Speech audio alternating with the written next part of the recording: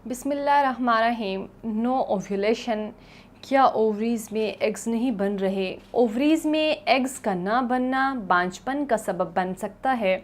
मुकम्मल मालूमात और बेहतरीन इलाज के लिए वीडियो को आखिर तक लाजमी देखिएगा। अस्सलाम वालेकुम नाज़रीन, उम्मीद करती हूँ आप सब खैरियत से होंगे। आज मैं बात करूँगी इन ओव्यूलेशन साइकिल के बारे में कि यानी ओवरीज़ में एग्स बन रहे हैं या नहीं। अगर एग्स नहीं बन रहे तो क्या क्या प्रॉब्लम सामने आ सकती हैं, इसके जवाब आज हम इस प्रोग्राम में डिस्कस करेंगे। ओव्यूलेशन अगर नहीं हो रही तो इसमें पीरियड्स भी हो सकते हैं और बाज़ दफ़ा ऐसी सूरत में पीरियड्स नहीं भी होते। First 2 weeks of menstrual cycle में एस्ट्रोजन हार्मोन बनता है।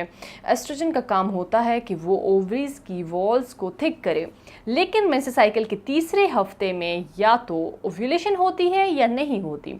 अगर ओव्यूलेशन होगी तो हार्मोन प्रोजेस्टेरॉन प्रोड्यूस होगा, तो वो प्रिवेंट करेगा कि ओवरीज़ की वॉल टूटे ना। लेकिन जब एग रिलीज़ नहीं होता तो इस सूरत में एस्ट्रोजन लेवल बहुत ज़्यादा हाई हो जाता है और ओवरीज़ की वॉल टूटना शुरू हो जाती है। तो बेसिकली अगर एग ओवरीज से रिलीज़ नहीं हो रहा होता तो औरत को पीरियड्स नहीं होते बल्कि ब्लीडिंग होती है। तो ये ब्लीडिंग होती है, इसे मवारी नहीं कहते।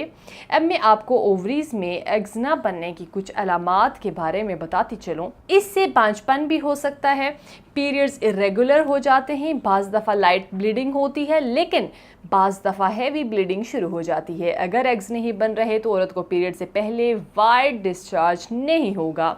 इसकी एक और अलामत ये भी है, ख़वातीन जिन्होंने फर्स्ट बेबी कंसीव कर लिया है लेकिन सेकेंड टाइम प्रॉब्लम आती है। अब इनकी कुछ वजूहात का जिक्र करते हैं जिसकी वजह से ओवरीज में एग्स नहीं बनते।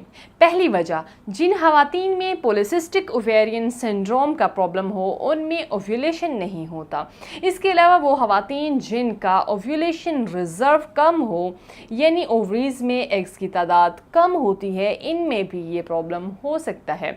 ऐसी ख़वातीन जिनका वज़न कंट्रोल में नहीं रहता, यानी या तो वज़न बहुत ज़्यादा बढ़ जाता है यानी या तो वज़न बहुत कम हो जाता है, ऐसी ख़वातीन में भी ओव्यूलेशन में कॉम्प्लिकेशंस आ सकती हैं। इसकी एक और वजह स्ट्रेस या एंजाइटी भी हो सकती है। जब स्ट्रेस बहुत ज़्यादा हो जाता है तो इससे हार्मोन्स एड्रेनालिन और कोर्टिसोल प्रोड्यूस होना शुरू हो जाते हैं, जिससे एग्स रिलीज़ नहीं होते। वो ख़वातीन जो ज़्यादा हेवी एक्सरसाइज करती हैं उनमें भी एग ना बनने का इम्कान हो सकता है, या वो पेशेंट्स जो स्टेरॉइड्स का इस्तेमाल करती हैं उनमें भी एग रिजर्व कम हो जाता है।